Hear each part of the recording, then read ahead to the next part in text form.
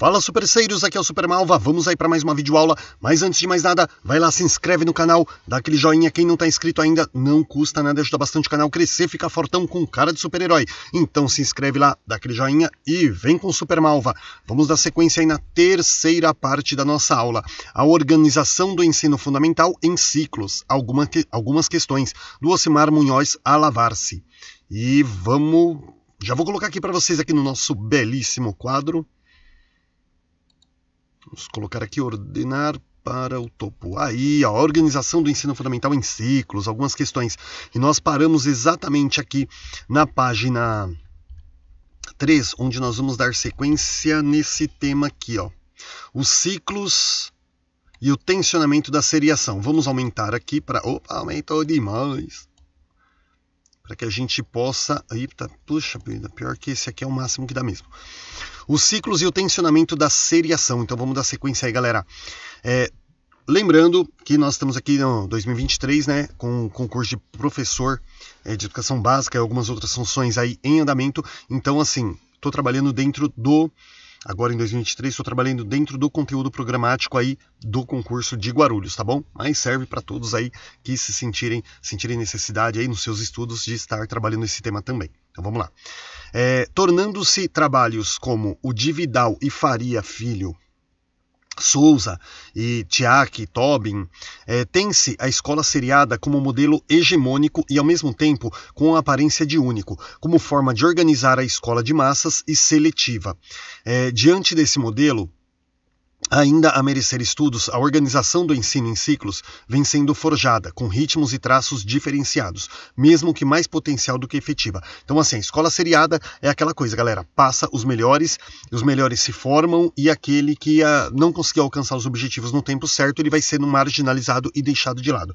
A escola em ciclos, ela não tem tido os resultados obtidos porque o pessoal tá cada um dando uma ideia diferente, por enquanto o negócio não tá andando, mas pelo menos ela tem incomodado bastante a escola seriada porque tem trazido aí realmente a oportunidade para todos.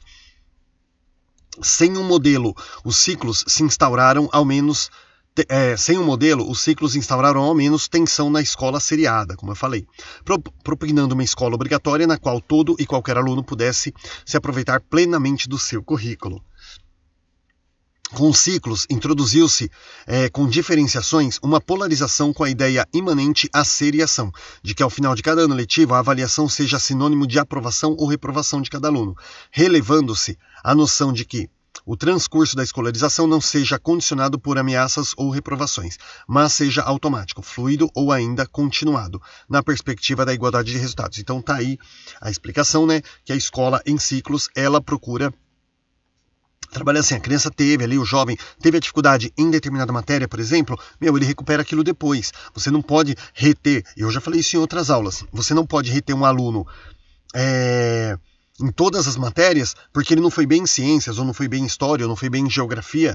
Então você não pode reter um aluno que passou em todas as matérias, porque em uma matéria só ele não conseguiu passar, você vai segurar ele todo o ano letivo. Então a escola em ciclos, a educação em ciclos, ela procura trabalhar assim, vamos procurar recuperar ele, aquela parte lá que ele não ficou bem, como se fosse uma DP de faculdade, mas não necessariamente dessa forma, tá? Evitando aí realmente que só a massa passe. Ou você passa em tudo, ou você não passa em nada, né? Aquela coisa meio verdadeiro ou falso. Os caras põem 5 questões de verdadeiro ou falso. Você acertou 4. A última você colocou verdadeiro, puxa, era falso. Você errou a questão inteira, puxa, não é justo, né?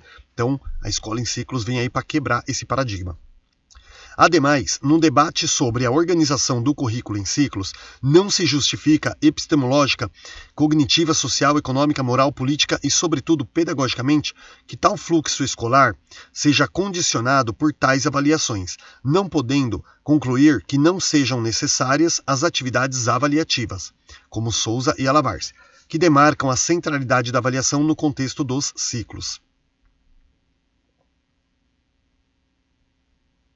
Então, assim, essa parte aqui, ela fala do seguinte, galera. Uma coisa que eu também já tenho falado na outra aula. Poxa, você tem um aluno participativo, ele vai em todas as aulas, ele faz as atividades, ele participa, ele presta atenção, ele faz trabalho, ele apresenta... o aluno é participativo em tudo. No dia da prova, naquela semana, aconteceu alguma coisa na casa dele. Ou ele não está bem de saúde, ou aconteceu alguma situação muito complicada na casa dele, poxa, a cabecinha dele está a 1000 por hora ali, né? Aí ele vai lá, vai fazer a prova, não consegue se concentrar, reprova, não vai bem na prova, você vai reprovar aquele aluno, por quê? Porque ele não foi bem numa avaliação bimestral, sendo que é um aluno participativo, um aluno que você sabe que ele sabe as questões, tudo. Algum motivo levou aquele aluno a ir mal na prova. Você sabe, porque ele faz as atividades, ele participa, ele responde a questões, ele faz exercício na lousa. É um aluno que tem interesse. Você sabe que não é um aluno que fica copiando lição dos colegas, mas no dia da prova ele não estava bem. E você vai rotular esse aluno por causa de uma avaliação. Então, a avaliação em ciclos, ela quebra também esse paradigma daquela prova final que determina toda a vida do aluno. Tá bom? Hoje eu tô com a rinite meio atacada que tá coçando o nariz. Sustenta-se, portanto, a possibilidade... Aqui, ó, de transformar a escola num centro promotor de aprendizagem, sem terminalidade profissional, tampouco com destinos sociais traçados, ou definidos formal ou abertamente por essa instituição, ainda que implicitamente isso não possa ser eliminado por uma proposta escolar por conta das fortes pressões sociais nesse sentido, cuja reversão transcende as possibilidades da própria escola. Então vamos lá. Aqui a intenção é você construir uma escola sem... trabalhar voltado para os interesses da indústria, do mercado, do comércio. Teve aí uma manifestação nos últimos anos que falava educação não é mercadoria. E tá certo, galera. A educação ela não tem que atender interesses de ninguém. Durante muitos séculos, aí uns 4 séculos aí passados, a educação ela atendia aos interesses da igreja. O que a igreja determinava, a educação tinha que fazer. Quando não, chegou a Revolução Industrial, e aí a educação ela tinha que atender o quê? Interesse dos industriais. Olha, virou praticamente um curso técnico as escolas. Eu não sou contra curso técnico, pelo contrário, eu sou muito a favor.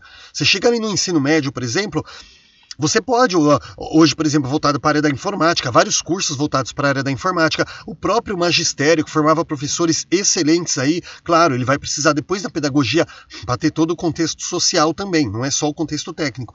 Mas eu não sou contra, gente. Tem muitos cursos técnicos aí que auxiliam bastante o jovem a ingressar no mercado de trabalho. Até mesmo o jovem pode fazer um ensino médio voltado para o técnico e ver que não é a área que ele realmente gostaria. E aí ele vai fazer uma faculdade em outra área.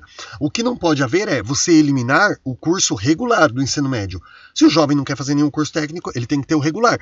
Mas você dizer que o curso técnico é errado, tem que ser proibido, não, eu não acho não. Acho que o curso técnico ele ajuda bastante. Porém, não tem que atender a interesse das indústrias. A escola, ela virou meio que um Senai, sabe, assim, na época da Revolução Industrial, porque se só aprendia coisas voltadas ali para o que a indústria estava pedindo. Metalurgia, então, nem se fala, né, que foi o que cresceu absurdamente.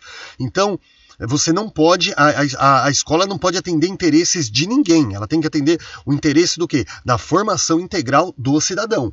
Tá bom? Agora, nós também não temos... a sociedade está pendendo para tal coisa. A gente tem que buscar a escola, e isso tem acontecido muito. Politicamente, gente, e até em questão de ideologia de gênero. Ou você pende para o lado do moralismo, ou pende para o lado do homossexualismo, e não tem que pender para lado nenhum. Cada um vai se descobrir ali no seu momento certo, de acordo com a formação de sua personalidade própria. Então não tem que puxar para um lado e nem puxar para o outro. Tá? Nós temos que respeitar a diversidade de acordo, mas deixar que o jovem se descubra e não incentivar o jovem a pender para um lado ou incentivá-lo a pender para o outro, porque isso gera a falta de tolerância à diversidade. Isso faz com que, se ele pender para o lado do moralismo, que ele passa a perseguir homossexuais, e se ele pender para o lado homossexual, ele vire aí um ativista de coisa nenhuma, que fica aí buscando direitos que não levam a nada quando ele poderia buscar um crescimento pessoal. Então, assim, nós não temos que, tem que ser heterossexual ou tem que ser homossexual. Não.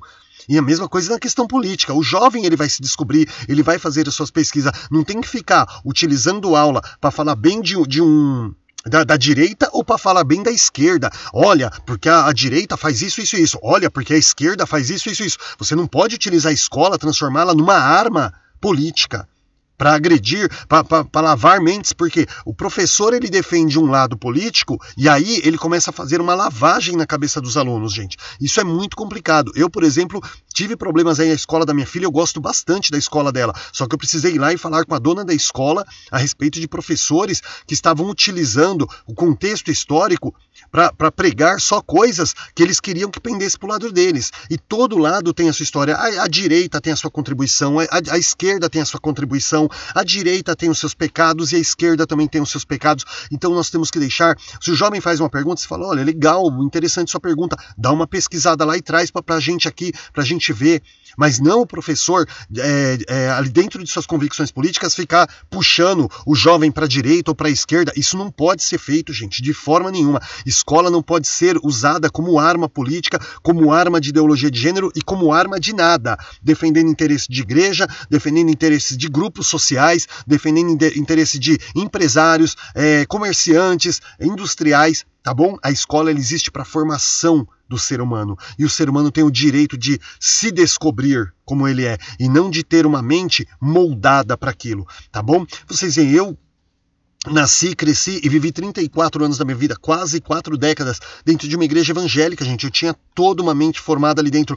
Depois, quando eu fiquei mais adulto, eu comecei a ver que as minhas ideias eram um pouco diferenciadas daquilo. E eu pensei, eu falei, puxa, eu vou passar o resto da minha vida aqui, por quê? Porque eu passei 30 e poucos anos da minha vida aqui dentro. Se a minha ideia não estava mais dando ali, eu saí. E hoje eu tenho muitas coisas ali que eu agradeço a formação cristã que eu tive e tem coisas ali que eu falo, poxa, isso me prejudicou e muito na minha vida. Então, nós temos que ter essa consciência, tá? Deixar que a pessoa se forme, porque não adianta você moldar. Por exemplo, tinha muito aquelas coisas assim, né? O filho nasce e o pai já compra a camisa do time que ele torce para que o filho torça pro mesmo time que o pai. Às vezes o filho nem vai gostar de futebol, às vezes o filho, ele cresce, ele tem mais empatia por outro time. Então, assim, essa coisa de você querer que o filho seja igual a você, no filme, vai a primeira indicação aqui, no filme O Caçador de Pipas, que na verdade é baseado no livro, inclusive, né? Acho que é Khaled Hosseini, se eu não me engano, Khaled Hosseini, acho que é isso o nome do autor, não lembro ao certo. Então, assim, no filme, por exemplo, tem uma cena que o pai quer muito que o filho seja como ele, né? Tal, e o menino é um menino mais retraído. E o melhor amigo do pai fala assim, filhos não são livros para colorir, nós não podemos preenchê-lo com nossas cores favoritas. Então muitas vezes um pai torce para um time, o filho vai torcer para outro. O pai tem uma ideologia política, o filho vai ter outra. O pai tem uma ideologia social e o filho vai ter outra. O filho vai se descobrir. Mas o pai não tem que puxar o filho para aquilo que ele acredita. Você pode dar uma referência, mas não puxar, fazer o filho querer seguir aquilo que você acredita. E a escola, muito menos. Tá bom? Então, aqui tá falando lá, ó, a escola não pode de forma nenhuma, puxa vida. Aqui, ó. Transformar a escola num centro promotor de aprendizagem sem terminalidade, tampouco destinados a destinos sociais traçados, tá? Então ninguém aí tem o direito de querer determinar, usar a escola como arma, não como uma ferramenta, mas como uma arma aí realmente para moldar forçadamente o aluno de acordo com aquilo que o professor ou que a escola acredita, e muito menos a família também não pode fazer isso, tá? Temos que deixar nossos jovens tomar suas próprias decisões aí e respeitá-los e amá-los e aceitá-los também dessa forma. Muitas vezes o pai e a mãe tem aquela restrição, aquela coisa assim, mas você vai respeitar a decisão do seu filho desde que tenha sido tomada por ele mesmo, tenha sido descoberto por ele mesmo e não por influência de ninguém. Influência indireta acaba tendo, gente, mas influência direta não pode, tá? Então a escola de forma nenhuma pode também servir como essa base de traçar, beleza? Dando sequência aqui, ó, defender tal escola é assumir uma posição política que enseja destacar seu lugar social como aquele que permitiria a democratização do saber para todos, seus alunos pela apropriação organizada e sistemática do conhecimento acumulado pela humanidade mediante o uso da razão. E pela geração de novos conhecimentos ante novos e velhos problemas, ainda que os usos ulteriores à escolarização básica desses conhecimentos também possam ser objeto de disputas políticos-econômicas, sobre as quais a escola não tem controle, ainda que possa problematizá-las. Gente, eu vou falar para vocês mais uma vez, Às vezes vocês veem eu dando umas gaguejadas assim, às vezes é culpa minha porque eu leio muito rápido. Às vezes vocês veem eu dar uma gaguejada, por quê? Porque você fazer uma leitura em voz alta e prestar atenção no texto para explicar em seguida, tá? Então acaba dando meio que umas gaguejadas aí, então não pensa assim, professor é ruim de oratória, não. Eu fico feliz em dizer que eu sou muito bom de oratória, porém aqui, né, no momento aí da leitura, acaba dando uma gaguejada. Gente, aqui tá falando um pouquinho, eu vou dar um exemplo aqui. Aqui na Prefeitura de Guarulhos foi inserido nas escolas diversos projetos. E um dos projetos foi um projeto, por exemplo, de prevenção às drogas. E esse projeto ele foi inserido por uma outra secretaria, a Secretaria de Segurança. E aí o que aconteceu? Era feito ali um curso de prevenção às drogas, mas quando tinha formatura, era um verdadeiro palanque político. Deixa eu ligar o ar aqui porque já esquentou. Se fizer um pouquinho de barulho aí é por causa do ar-condicionado, mas acredito que não interfere. Vamos lá. Aí quando chegava na formatura, eles iam fazer a formatura, entregar o certificado pro jovem ali, acabava virando um palanque político, principalmente em época de eleição. E eles começaram a usar o projeto, gente, como uma verdadeira metralhadora política. E aquilo eles conseguiam entrar na escola e fazer toda aquela coisa, então eles usavam uma coisa boa para o mal. Como ali o avião criado ali por Santos Dumont, né? Usaram um veículo que viria a mudar a vida de pessoas, começaram a usar aquilo como arma de guerra, né? O que causou grande desgosto aí em Santos Dumont.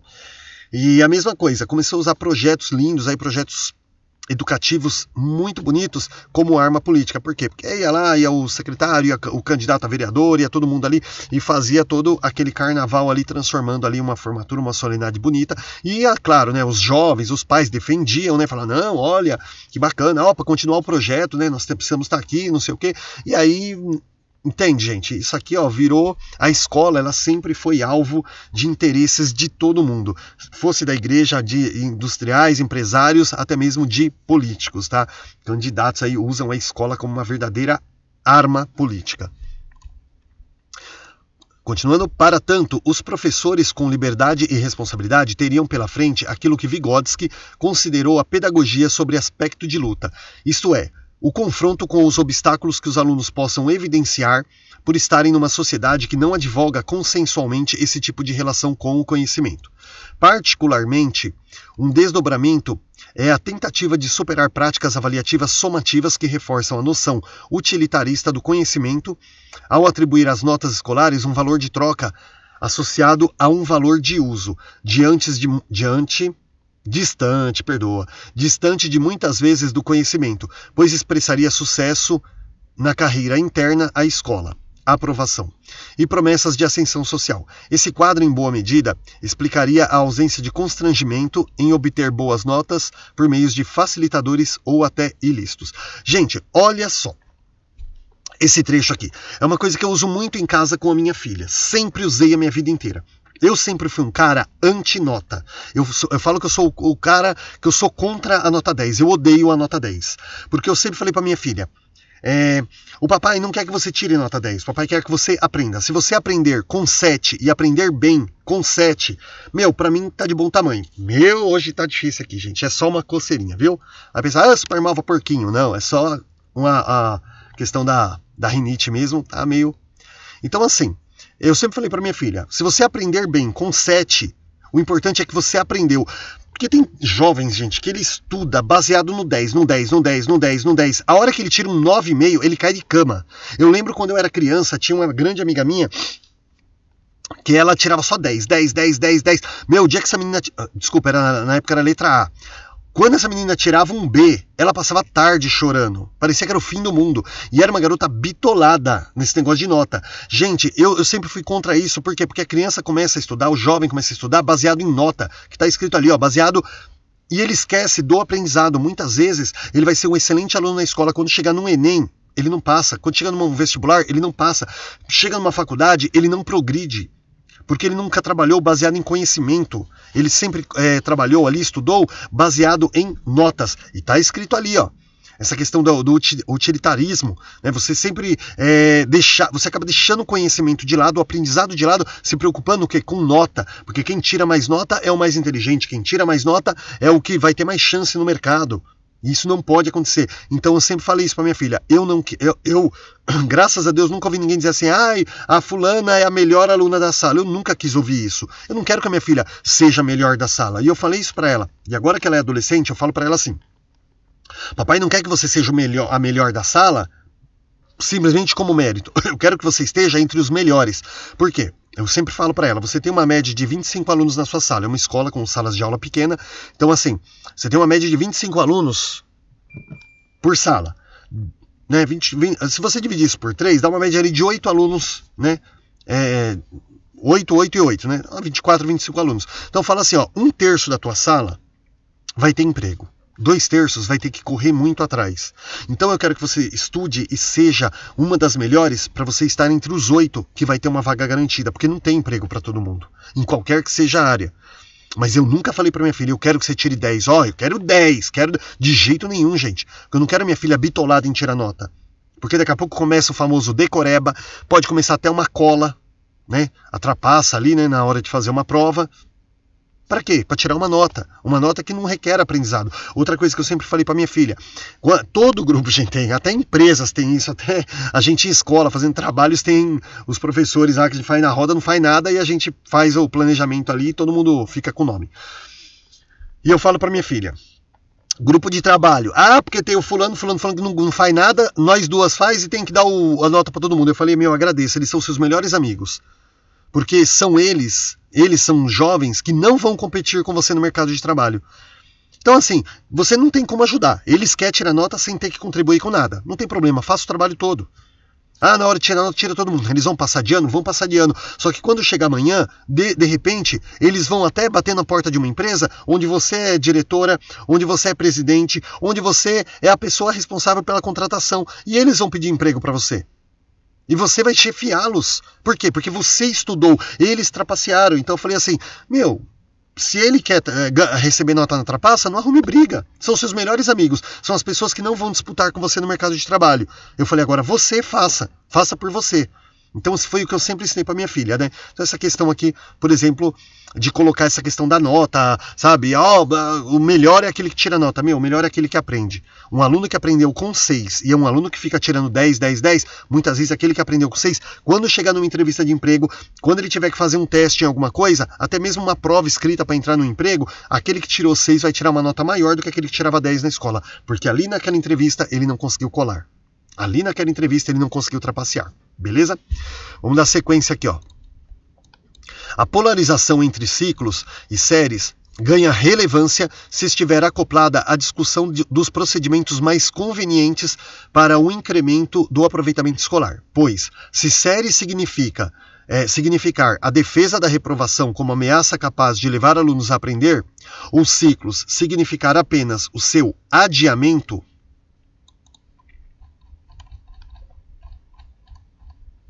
a polarização estará esvaziada do seu conteúdo político de efetiva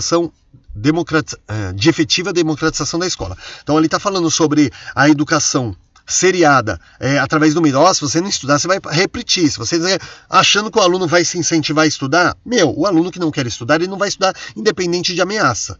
O que ele vai fazer? Vai colar.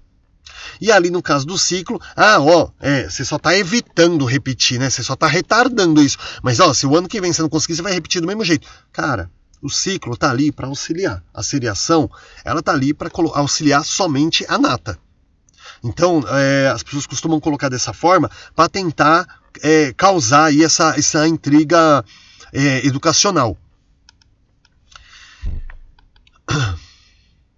Embora possa ser considerado um avanço a eliminação apenas ou o adiamento da reprovação, um dos traços mais avultados da escola seriada pode manter a concepção ensinada aos alunos de que a escola básica não é necessariamente para todos, ou sendo de todos, não é igualmente aproveitada por todos. Isso é verdade, né? Repondo aí a seletividade. Essa concepção altamente incidente entre os professores tem como argumento que a vida fora da escola seleciona e, portanto, os alunos precisam aprender a enfrentá-la. Politicamente, esse é um argumento forte e procedente pelo respaldo empírico da visão meritocrática ou inatista sobre os melhores predestinados ao sucesso e merece ser confrontado por conter um posicionamento sobre objetivos e fins da escola. Gente, objetivo da escola, objetivos e fins da escola é garantir o aprendizado de todos, garantir que todos tenham a mesma oportunidade. Aqui está falando mais uma vez, você vai lá, oferece a vaga ao aluno, oferece o acesso, oferece a permanência dele, mas você trabalha conteúdos onde só aqueles que têm mais recursos ou têm mais facilidade de aprender vão conseguir. Não, você tem que reestruturar seu planejamento, seu estilo de aula, a realidade da escola, a rotina da escola, você tem que reestruturar tudo, de modo a garantir não apenas o acesso e permanência daquele aluno com mais dificuldades, mas garantir também o seu aprendizado. Os fins da escola são esses. Se lá no mundo da competitividade, então lá eles vão ter igualdade de competir. Agora aqui, na escola, nós não trabalhamos competição. Aqui na escola nós trabalhamos condições, beleza? Condições iguais para todos. Continuando.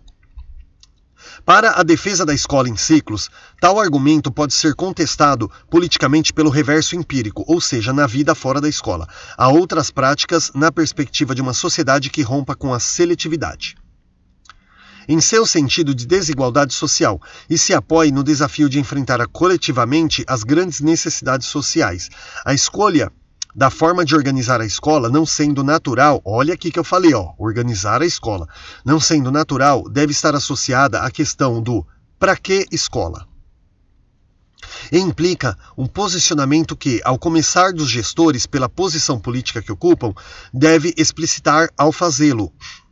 E ao fazê-lo, com ou sem consenso, fortaleceria a educação política dos atores e usuários da escola.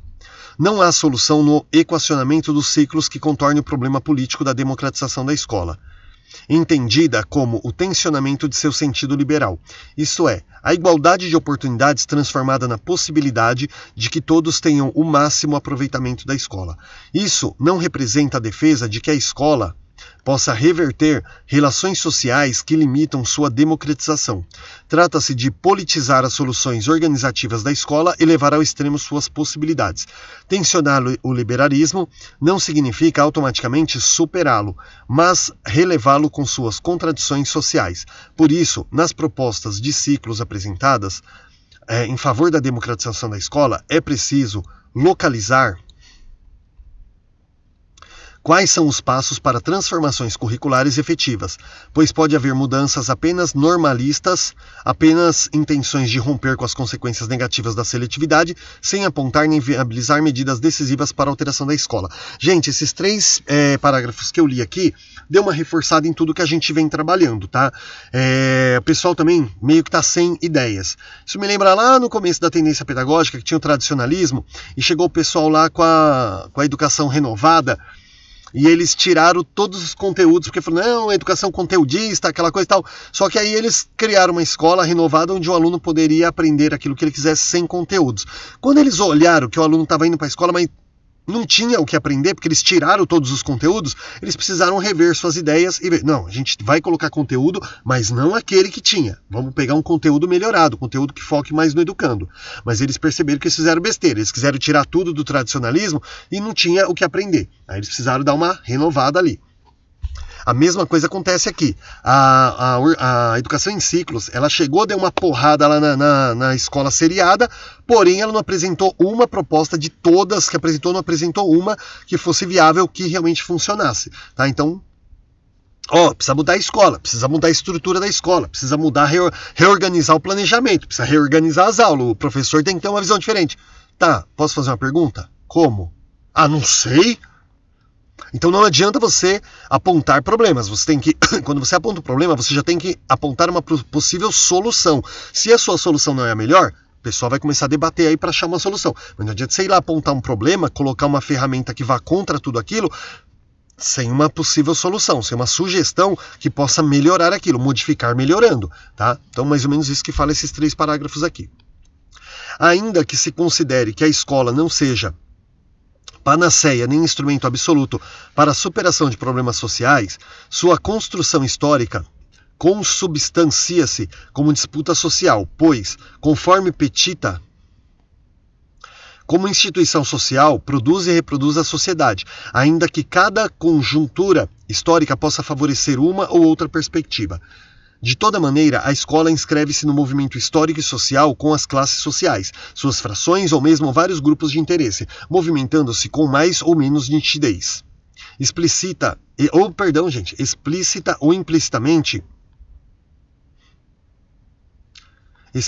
ou implicitamente, para projetar nela suas demandas.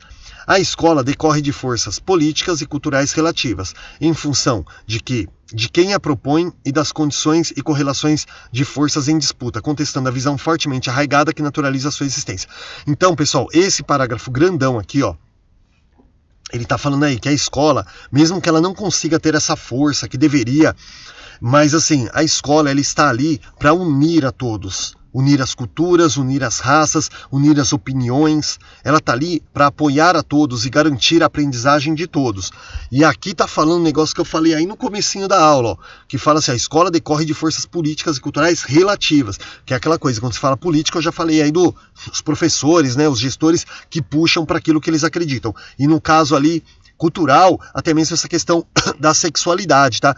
Que a família pode puxar para um lado, a escola pode puxar para o outro, né? Independente de que lado cada um defende, a força política e cultural é muito grande. E isso que é muito difícil você pegar um professor que defenda isso sem assim colocar as suas convicções, né? É muito difícil. Sempre o pessoal acaba puxando para aquilo que acredita, defendendo aquilo que acredita. E, gente, essa é uma guerra dificílima, mas se os 300 de Esparta conseguiram vencer ali com apenas 300 homens um exército de 5.000 persas, então a gente pode conseguir sim no trabalho de formiguinha, mas que é difícil porque tem muitos interesses, muitos grupos aí que trabalham fortemente com essa questão de seriação, com essa questão de usar a escola como ferramenta e arma política, usar a escola como ferramenta e arma cultural. A cultura está ali aberta para todos, mas sempre vai ter esses grupos que acabam puxando para um lado ou para o outro e sempre colocando o lado contrário como inimigo. Infelizmente, gente, a nossa luta, o nosso objetivo é ter esse trabalho de formiguinha para uma educação melhor. Assim, inscrita no plano histórico e político, a organização da escola está sujeita a orientações que emanam das tensões sociais. Por isso, não existe em absoluto a melhor proposta, mas sim propostas relativas e históricas, o que para Novoa se traduz em dilemas da organização escolar. Tudo isso salienta e legitima que se faça a discussão da organização da escola de uma perspectiva política, sem voluntarismo e sem automatismo. Ou seja, como assim a organização da escola numa perspectiva política? Político assim, o que é melhor para o educando? Ponto. Acho que não tenho que explicar mais nada. Quando a gente fala de perspectiva política é no sentido o que é melhor para o educando, para seu processo ensino-aprendizagem, para sua formação integral como cidadão. Esse é o posicionamento político que deve ser visto, não político partidário, ideológico, nada disso, beleza? De passagem, pode-se compreender a dificuldade em aprender esse movimento em decorrência das políticas educacionais serem apresentadas repetidas vezes, a miúde, em programas que não as explicitam completamente ou cujos protagonistas não desejam fazê-lo.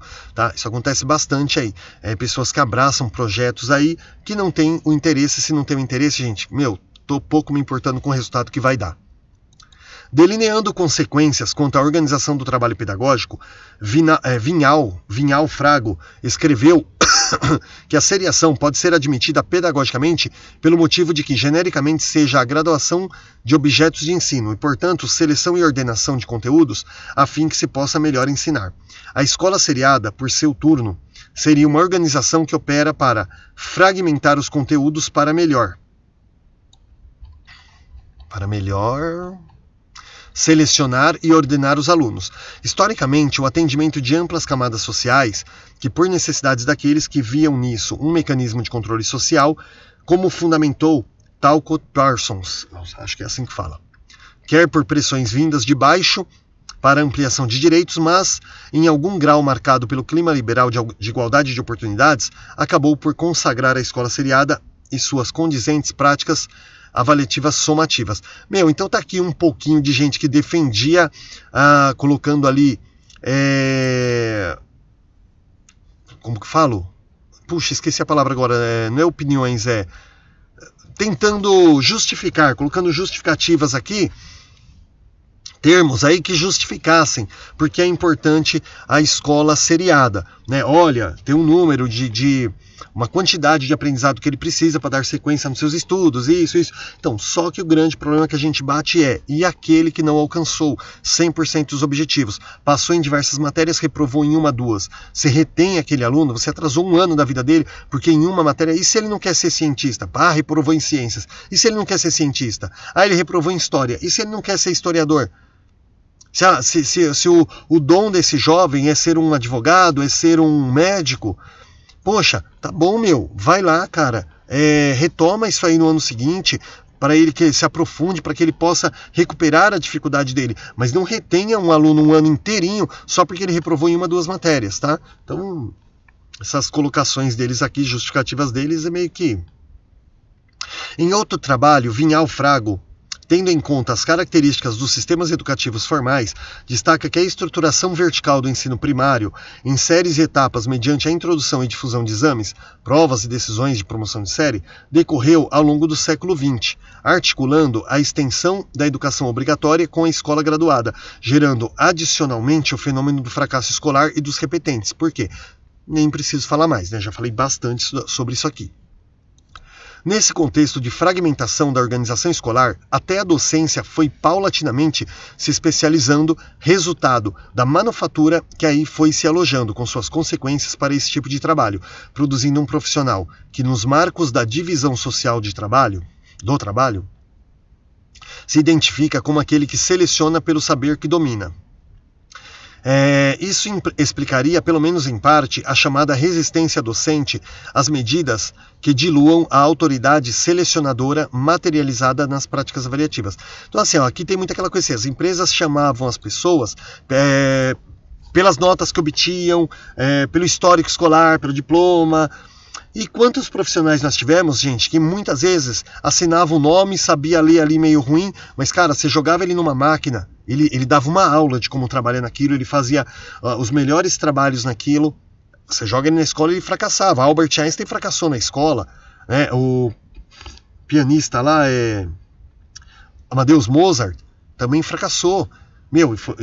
Foi mestre na arte da música, né, que trabalhou a vida inteira. Albert Einstein, quem sou eu para tentar apresentar o Albert Einstein para vocês?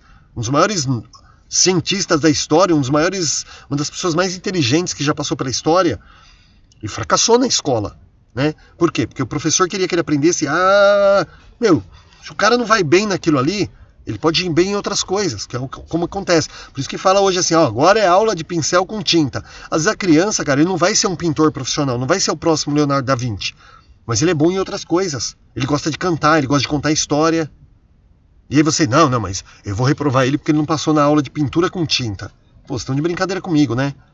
Às vezes ele vai ruim na geografia, mas na matemática, quem é bom em matemática? Eu não sou. Mas na matemática ele consegue resolver coisas mais rápido que o próprio professor. Mas em história, geografia, ele vai fraco. Então você tem que considerar, não é que ele não tem que aprender aquilo, mas você tem que considerar que ele está com dificuldade, ele pode recuperar depois. Você vai reter um aluno excelente aí que pode descobrir a cura do câncer no futuro. Por quê? Porque ele não foi bem numa aula que não tinha nada a ver com o perfil dele, tá? Essa situação nos remete... sim, e mais uma vez, nota, como eu falei agora há pouco, não é sinônimo de conhecimento, tá? Muitas vezes não é sinônimo de conhecimento. Então, essa coisa assim de, vou pegar aquele que tirou as melhores notas. Não, eu faço um teste e vou pegar aquele que apresentou o melhor trabalho aqui, que estava mais bem preparado. Essa situação nos remete para impasses da democratização da escola, salientados, entre outros, por Freitas, ao caracterizar as finalidades correntes, né? Ao caracterizar as finalidades correntes da escola atual, como situadas não na inclusão no conhecimento para todos, mas em conhecimentos mínimos para todos e seleção dos mais competentes, ponderando ainda que as iniciativas de ciclos de progressão continuada, particularmente as da rede estadual paulista, não fogem a essa regra. Então aqui fala assim, tá bom, é para dar condições iguais para todos? Tá bom, vou dar condição mínima igual para todos, mas aquele que eu sei que consegue mais vai deslanchar depois no final. Cara, e acontece muito isso. Porém, se tal afirmação de Freitas é bastante verossímil no quadro de outras iniciativas de ciclo, ela não deve levar, em primeiro lugar, a procurar exclusivamente na escola a superação desse impasse, dado que é resultante de condições impostas pelas relações sociais em vigor.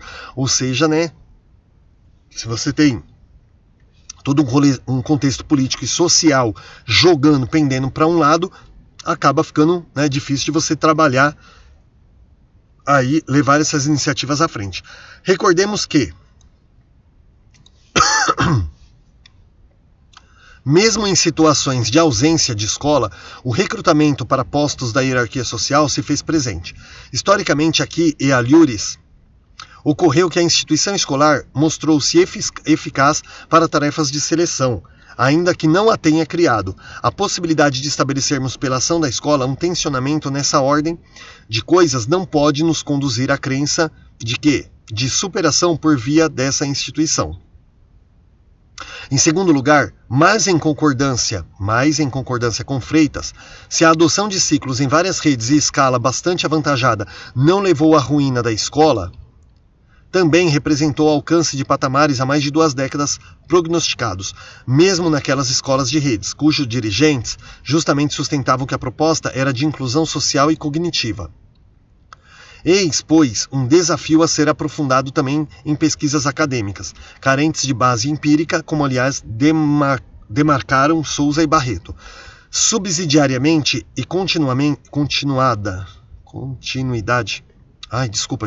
Subsidiariamente, a continuidade de pesquisa desse porte deve considerar por hipóteses a existência de muitas redes, sobretudo municipais, que adotaram ciclos e pode estar desencadeando experiências sui generis, que ainda não foram objeto de avaliação ou investigação, mas que podem conter contribuições que fariam avançar o debate e o acervo de iniciativas.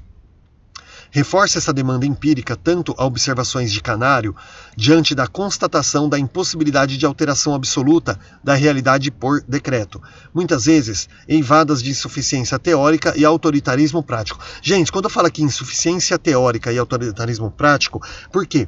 Porque na seriação o pessoal argumenta muito sobre a necessidade da seriação, tá? De por que ela é tão importante. E quando você vai falar sobre ciclos, você meio que não tem a mesma quantidade de argumentos, então enfraquece os argumentos acerca dos ciclos. Mas é como eu falo, se você tem um filho que tem dificuldade na escola, que você vê que ele tem condições de aprender, mas ele tem dificuldade de socialização, dificuldade na oralidade, dificuldade de se expressar, mas você sabe que ele tem condições de aprender. Se você tem um filho nessas condições, o que você vai defender? A seriação ou a educação em ciclos? Então, não é porque a seriação ela apresenta mais argumentos que ela é a correta, tá bom? Coloca-se no lugar da pessoa que tem um filho que tem mais dificuldade, mas que você vê que ele tem um potencial para aprender. Eu garanto para você que você vai ver a educação em ciclos como algo mais importante, tá bom? Quanto ao fato de que nas escolas, onde essas alternativas de organização são estabelecidas, acaba se operando uma apropriação da proposta de tal modo que venha a resultar em algo distinto daquilo que se cogitava no plano da política educacional, como aliás pode se derivar de, entre outros trabalhos, Alavarce, Arcas, Betagna, Cabreira, Fresh. Muito bom. O que tinha que aparecer isso aqui? Gomes, Jeffrey e Negreiros. Então aqui, pessoal, eles dão uma reforçada muito boa nesse último parágrafo. Eu, no fim, acabei explicando aí antes de terminar o parágrafo, né?